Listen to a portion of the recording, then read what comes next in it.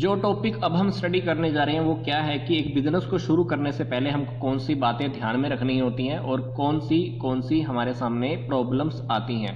इसमें हम 10 point study करने जा रहे हैं। ऐसा समझ लीजिए कि ये 10 पॉइंट हमारे एक बिजनेस को स्टार्ट करने के कुछ स्टेप्स हैं। 10 स्टेप्स हैं जो हमको एक एक करके बारी बारी से स्टडी करने हैं। बहुत आसान टॉपिक है, इसको आप स्टेप बाय स्टेप देखेंगे तो आपको ये टॉपिक ऐसे ही याद भी रह जाएगा। तो पहला हमारा टॉपिक है सिलेक्शन ऑफ बिजनेस।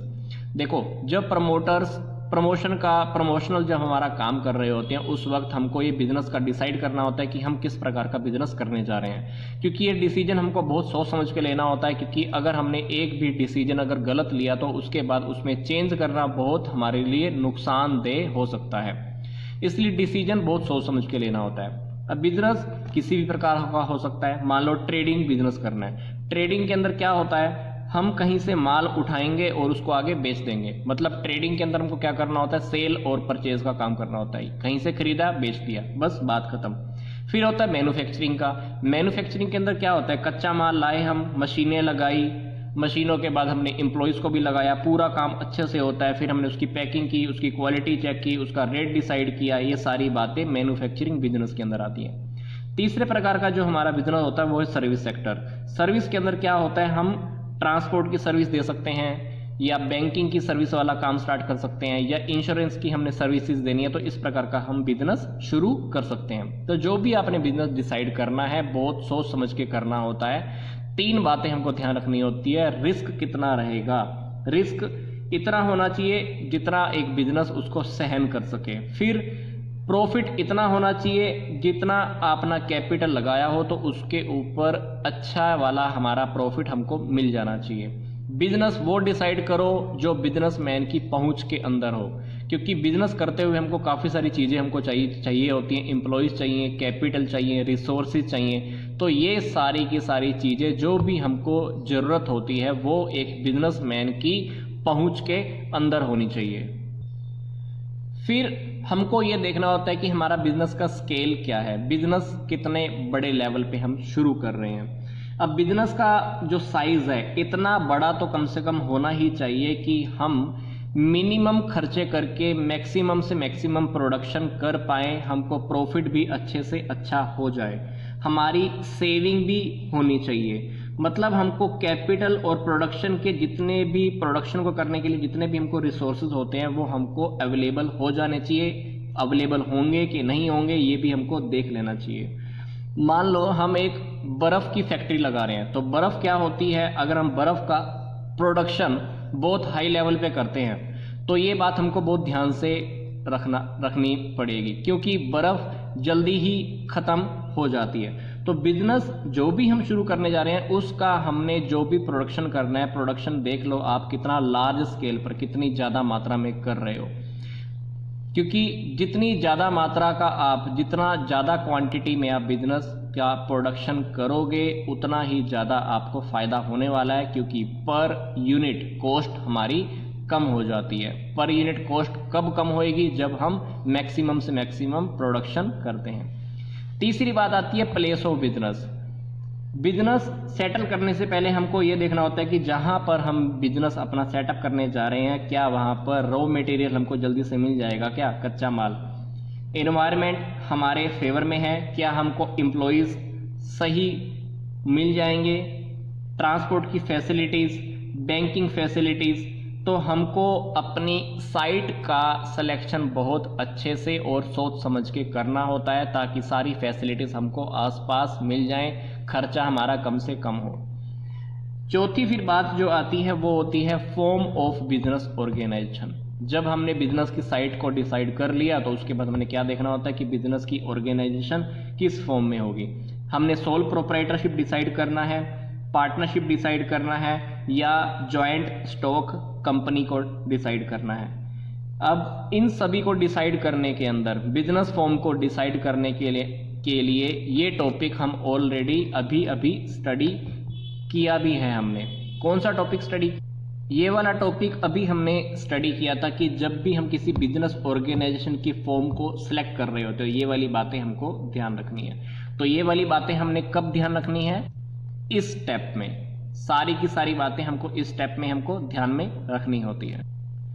अब हमको डिसाइड करना होता है ऑर्गेनाइजेशन का स्ट्रक्चर। ऑर्गेनाइजेशन के स्ट्रक्चर के अंदर हमको top level management, middle level management, lower level management, कौन किसका बॉस होगा, कौन किसके नीचे काम करेगा, कौन सुपीरियर होगा, कौन सबऑर्डिनेट होगा, लोगों के बीच में क्या रिलेशन होगा। मतलब हमको ये सारा का सारी पोस्ट हमको लगा लो कि यहाँ पर क्रिएट करनी होती है। मतलब हमने अभी तक लोगों को नौकरी पे नहीं रखा है, हमने एक स्ट्रक्चर रेडी कर दिया है। स्ट्रक्चर के अंदर ये डिफाइन होता है कि ये टॉप लेवल का, ये मिडिल लेवल का और ये लोअर लेवल का। इस जगह पे बॉस बैठेगा, इस जगह पे इसका एम्प्लॉय बैठेगा, इस जगह पे उसका भी एम्प्लॉय बैठेगा। ये पूरा स्ट्रक्चर हम यहाँ पर तैयार कर देते हैं। अब बात आती है लोगों को नौकरी पे रखने का। इसके बाद हम क्या करते हैं, एम्प्लॉयज़ की अपॉइंटमेंट करते हैं। अपॉइंटमेंट करते हुए हमको ये देखना होता है कि हमने अपॉइंटमेंट कहाँ से करनी है। हमने एजुकेशनल इंस्टीट्यूशन से हेल्प मांगनी है, लेबर यूनियन से हेल्प मांगनी है, या एम्प्लॉयमेंट हमारी जो एजेंसीज होती हैं वहाँ से हम लोगों की डिमांड करेंगे। तो अब इस लेवल पे अल्टीमेटली हमको क्या करना होता है, एम्प्लॉयज़ को मतलब कर्मचारियों को नौकरी पे रखना होता है। इस लेवल तक आकर हम क्या करते हैं, कर्मचारियों को नौकरियों पे रख चुके होते हैं। इसके बाद हम फिर डिसाइड करते हैं फाइनेंशियल प्लानिंग। फाइनेंशियल प्लानिंग मतलब पैसे के बारे में बात। आपको मैं सीधी बात बताऊं, कितना क्वांटिटी में पैसा चाहिए, वो पैसा कहाँ से आएगा, कितने टाइम के लिए हमको मिलेगा, और वो किस पैसे को अगर हम उधार ले रहे हैं तो उसके ऊपर मान लो हमको कितना इंटरेस्ट पे करेगा। ये सारी की सारी बातें भी हमको यहीं पे डिसाइड करनी होती हैं। पैसे के बारे में जब हमारा काम डिसाइड हो गया तो उसके बाद हम क्या करते हैं, उसके बाद हम अरेंजमेंट करते हैं फिक्स एसेट्स का। फिक्स एसेट्स को हम खरीदना स्टार्ट करते हैं। हमको लैंड खरीदने की बात आती है, मशीनरी की, प्लांट। फिक्स एसेट्स के बारे में जब आप प्लान कर रहे हो तो बहुत सोच समझ के बड़ी सावधानी से काम करना होता है, क्योंकि फिक्स एसेट्स के अंदर बहुत ज़्यादा लेवल का पैसा लगा हुआ होता है। और फिक्स एसेट्स के अंदर आपने एक बार पैसा लगा दिया तो उसको बेचना, उसको चेंज करना बहुत मुश्किल होता है। तो हमको फिक्स एसेट्स वही खरीदनी होती है जो हमको कम रेट पे मिल जाए, परंतु हमको अच्छी क्वांटिटी बना कर दें, उसकी बार बार रिपेयर भी ना करवानी पड़े। जो भी फिक्स एसेट्स हम खरीद रहे हैं तो ये भी देख लो कि अगर इन फ्यूचर उसकी रिपेयर करवानी पड़ गई तो क्या उसकी रिपेयर की फैसिलिटी हमको मिल जाएगी या नहीं मिलेगी। फिर 9वीं बात आती है प्लांट का लेआउट करना। मतलब इस लेवल तक हमने क्या किया, पैसे का भी अरेंजमेंट हो गया, एम्प्लॉयज़ का भी अरेंजमेंट हो गया, फिक्स एसेट्स का भी अरेंजमेंट हो गया। अब बात आती है कि उसको हमने एस्टेब्लिश करना है, क्योंकि हमको फैक्ट्री के अंदर क्या करना होता है, मशीनरी और जितने भी टूल्स होते हैं उसको हमको उसमें बारी बारी से उसको लगाना होता है। तो जो भी हम मशीनें या टूल्स लगा रहे हैं तो उसके अंदर हमको ये देखना है कि वो कम से कम जगह ले, हमारा मटेरियल का खर्चा कम हो, मतलब नुकसान कम हो, और एम्प्लॉयज़ को मशीन्स के ऊपर काम करते हुए कोई भी प्रॉब्लम ना आए, काम हमारा लगातार होता रहे, और मशीनरियों का जो हमारी मशीन है वो ज़्यादा से ज़्यादा प्रयोग होती रहे, मतलब हमारा प्रोडक्शन अच्छा होता रहे। इस तरह से हमको अपना प्लांट का भी डिज़ाइन करना होता है, प्लांट उसी तरह से हमको लगाना होता है। इसके बाद फिर बात आती है लॉन्चिंग ऑफ बिजनेस की। मतलब अब हमारा जब सारा काम हो ही गया तो अब हमको क्या करना होता है, प्रोडक्शन स्टार्ट करना होता है, क्योंकि हमारा ऑर्गेनाइजेशन का स्ट्रक्चर रेडी हो गया, एसेट्स लग गई, प्लांट के अंदर मशीनरी फिट हो गई, एम्प्लॉयज़ भी आ गए। तो अब बात आती है कि हमको अपना प्रोडक्शन स्टार्ट करना होता है। लॉन्चिंग ऑफ बिजनेस के अंदर क्या होते हैं, इधर से हमारा एक तरफ से तो हम प्रोडक्शन स्टार्ट करते हैं और दूसरी तरफ से हम क्या करते हैं, लोगों को हमारे प्रोडक्ट के बारे में क्वालिटीज़ बताना स्टार्ट करते हैं कि हम जो प्रोडक्ट बना रहे हैं हमारे प्रोडक्ट में ये क्वालिटी है। थोड़े टाइम में क्या होगा, थोड़े टाइम में इधर से हमारा प्रोडक्शन कंप्लीट हो जाएगा, इतने में मार्केट के अंदर हमारे प्रोडक्ट की डिमांड करना लोग स्टार्ट कर देते हैं। उधर से लोग हमारा प्रोडक्ट डिमांड करना स्टार्ट करेंगे, इतने में हमारा प्रोडक्ट बनकर मार्केट में आ चुका होगा। तो ये जितने भी पॉइंट पढ़े, इन पॉइंट से हमको क्या समझ में आया कि जब तक एक बिजनेस चलना शुरू नहीं होता है तो उसको वहां तक पहुंचने के लिए काफ़ी सारी प्रॉब्लम्स में से निकलकर हमको बाहर आना होता है, तब वो बिजनेस शुरू हो पाता है। सोल प्रोप्राइटरशिप और पार्टनरशिप के अंदर ये सारे स्टेप पूरे करते ही हम अपना बिजनेस शुरू कर सकते हैं। बहुत इजी होता है बिजनेस शुरू करना। पर अगर हम कंपनी बनाने की बात कर रहे हैं तो कंपनी का काम यहीं इन्हीं स्टेप के बाद ही स्टार्ट नहीं हो जाता। कंपनी को कंपनी का रजिस्ट्रेशन भी कराना पड़ता है।